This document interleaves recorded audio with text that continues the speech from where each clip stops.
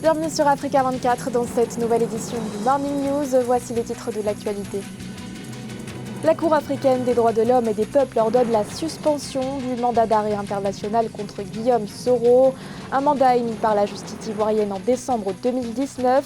L'ancien président de l'Assemblée nationale est poursuivi entre autres pour tentative d'atteinte à l'autorité de l'État. Un plan économique et social de rigueur pour l'Afrique du Sud. Le président Cyril Ramaphosa annonce 24 milliards d'euros pour faire face à la pandémie de coronavirus. Une somme qui représente environ 10% du PIB du pays selon le chef de l'État. Et enfin, quel sera l'impact de la crise sanitaire sur les économies est-africaines ? Le FMI annonce ses prévisions. Selon l'institution, les taux de croissance de ces États seront compris entre 1 et 3,2%.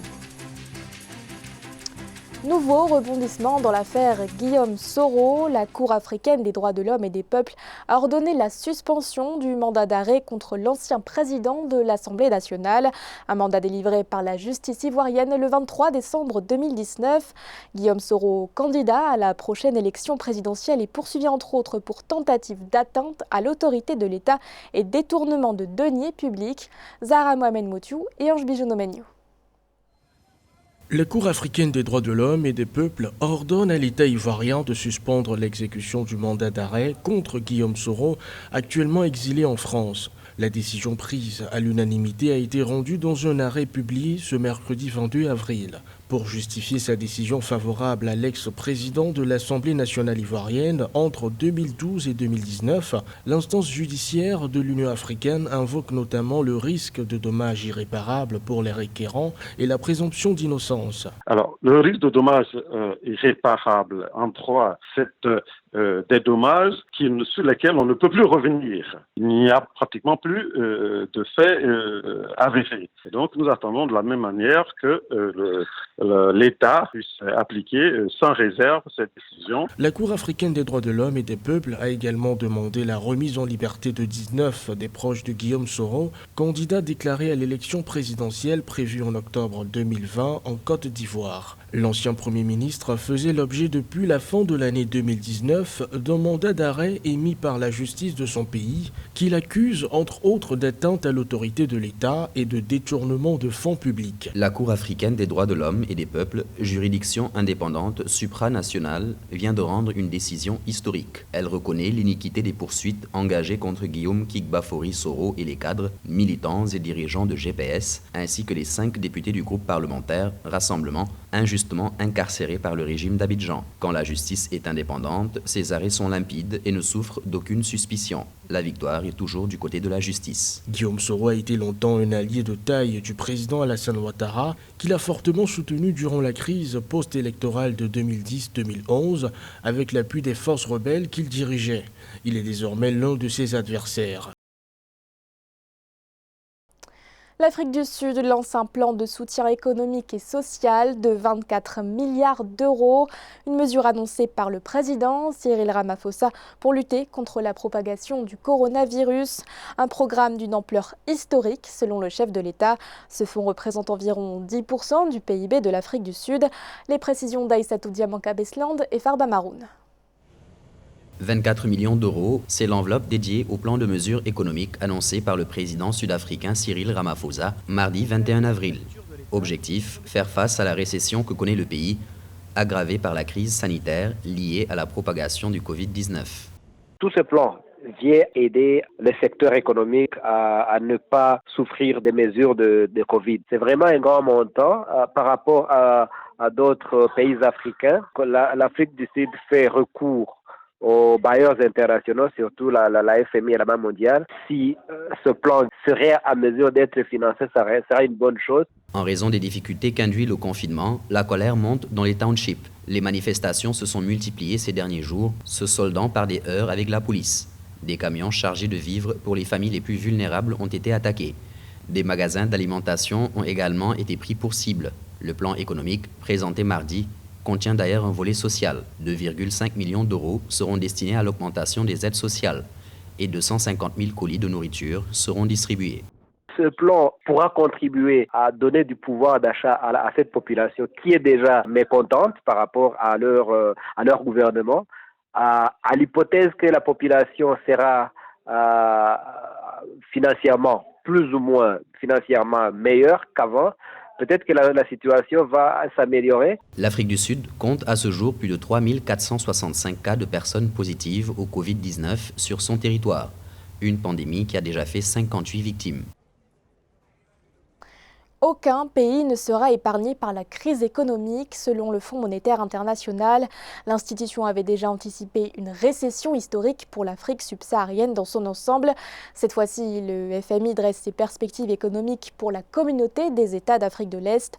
Selon les prévisions, les taux de croissance de ces pays seront compris entre 1 et 3,2%. Nelly Claude Bessard.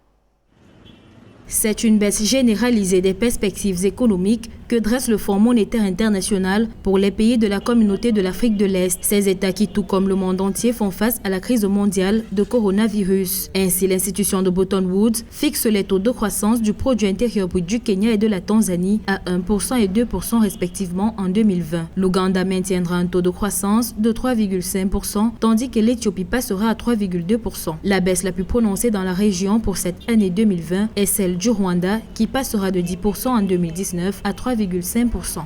L'Afrique de l'Est était jugée comme la région la plus performante d'un point de vue économique en Afrique. L'année dernière, on parlait de 6,2% de croissance en Afrique de l'Est. C'est normal que lorsqu'un certain nombre de pays qui ont été touchés par le Covid, notamment le Kenya, l'Éthiopie, sont confrontés à ce phénomène, eh bien qu'il y ait une incidence directe sur leur croissance. C'est un facteur aggravant aussi pour l'Afrique de l'Est. C'est-à-dire qu'aujourd'hui, l'agriculture en Afrique de l'Est est menacée par le phénomène des criquets qui attaque les productions agricoles et qui menace directement de famine à peu près 25 millions de paysans. Selon les prévisions en Afrique de l'Est, le grand confinement devrait entraîner une forte décroissance. En effet, pendant toute la durée de la crise et peut-être au-delà, les pays subiront simultanément une crise sanitaire, économique et financière. Des résultats pires sont possibles et peut-être même probables. Les analystes disent que la pandémie de coronavirus a déclenché le ralentissement le plus rapide de l'économie mondiale depuis les années 1930. Nous allons être rythmés par le Covid pour très longtemps encore. La plupart de ces pays vont devoir recourir au soutien extérieur. Mais ce qui est déjà à saluer, c'est la mise en place d'une stratégie au niveau des pays de l'IGAD avec un plan d'action qui a été fait par les ministres des Finances. Elle va concerner la maîtrise des déficits budgétaires. Des stratégies qui vont être mises en place pour soutenir la croissance et la consommation intérieure. Plusieurs pays de la communauté de l'Afrique de l'Est mettent en œuvre des mesures de verrouillage complètes ou partielles, tandis que d'autres, dont la Tanzanie, ont restreint les mouvements sociaux dans le but de repousser de plein fouet la pandémie. Dans ce contexte de crise sanitaire, certaines populations sont confrontées à des difficultés d'accès aux denrées alimentaires. C'est notamment le cas en Afrique de l'Ouest et particulièrement dans le Sahel. La région, déjà en proie à la sécheresse et au conflit, se dirige à présent vers une crise alimentaire. Selon Oxfam, 50 millions de personnes seraient menacées d'insécurité alimentaire ou de malnutrition. Aïssatou Bari. D'après la CEDEAO, avec l'impact du Covid-19, le nombre de personnes en crise alimentaire et nutritionnelle en Afrique de l'Ouest pourrait passer de 17 à 50 millions entre juin et août 2020. Les populations sont aujourd'hui confrontées à des difficultés d'accès aux marchés alimentaires, à un début de hausse des prix, à une baisse de la disponibilité de certaines denrées de base. Que l'Afrique faisait déjà face à beaucoup plus de problèmes, à beaucoup plus d'enjeux sécuritaires, enjeux liés à la protection des personnes et de leurs biens, enjeux liés aux questions de sécurité alimentaire, mais aussi des problèmes tout simplement de gouvernance qui accentuent l'impact de ces crises que l'Afrique traverse. Selon le rapport diffusé par le Club Sahel de l'OCDE, le nombre de personnes en situation de crise alimentaire au Sahel est estimé à 11,4 millions de mars à mai 2020, comparé à 4,8 millions pour la même période en 2019, soit une différence de 6,6 millions de personnes. Donc il est important aujourd'hui pour nous de nous ressaisir et de nous dire que la solution à laquelle les pays sont en train d'aller de plus en plus, qui est la distribution gratuite de vivres, n'est pas suffisante parce que ces solutions-là restent des solutions d'urgence. Or, il est aujourd'hui important que l'Afrique réfléchisse davantage à comment faire en sorte que nous ne puissions pas subir les crises, mais que nous puissions, bien entendu, être proactifs, puissions anticiper ces crises-là. Dans la région, de nombreux pays ont pris des mesures pour soulager les personnes les plus vulnérables, à l'image du Sénégal qui a annoncé un fonds de 1 000 milliards de francs CFA, dont 50 milliards de francs CFA, soit 5%, sera destiné à l'achat de vivres. Au Sénégal, la riposte contre le coronavirus devient rude. Dans les rangs du corps médical, ils sont environ une vingtaine à avoir contracté le Covid-19. Dans cette liste figurent notamment des médecins, des biologistes, des aides-soignants ou encore des étudiants. Une situation alarmante qui résulte notamment d'un manque de matériel au sein des infrastructures de santé. Amenedji. L'Union européenne a annoncé mardi le déblocage d'une enveloppe de 150 millions d'euros, soit près de 100 milliards de francs CFA, destinés au comité Force Covid-19 mis en place au Sénégal par le président Macky Sall. Ce montant, sous forme de dons non remboursables, va tenter de répondre aux besoins les plus urgents, notamment ceux humanitaires, qui découlent de la crise sanitaire actuelle. En outre, il devrait servir à réduire l'impact structurel sur les sociétés et les économies. Une grande partie de cette contribution à la réponse sera remise sous forme d'appui budgétaire, donc d'aide directe au budget de l'État. Ce que nous faisons, c'est que nous avons effectivement cherché dans la palette de nos moyens un maximum de ressources à mobiliser très rapidement, que nous puissions dégager d'autres engagements sur lesquels peut-être elles pouvaient être mobilisées pour pouvoir permettre de la manière la plus flexible possible et rapide possible au gouvernement du Sénégal d'abonder ce fonds Force Covid-19. Avant la propagation de l'épidémie dans le pays, le Sénégal tablait sur une croissance de 6,8% à l'issue de l'exercice 2020. La crise sanitaire ayant eu des répercussions sur le plan économique surtout, plusieurs indicateurs sont fortement revus à la baisse. Cependant, les autorités sénégalaises espèrent redresser la barre grâce à ce genre d'appui. Nous espérons un impact à peu près de 1,6 point de pourcentage donc, sur la croissance. Donc, si on n'avait pas, j'imagine, ce plan de résilience économique et sociale, cette estimation sur la croissance qui baisserait à un deçà de 3%, on allait peut-être aller vers les 1,5% de croissance au lieu des 3% espérés. À l'instar de la quasi-totalité des pays du monde, ceux africains sont confrontés à des besoins immédiats en matière de soins de santé dans le cadre de la lutte contre le nouveau coronavirus.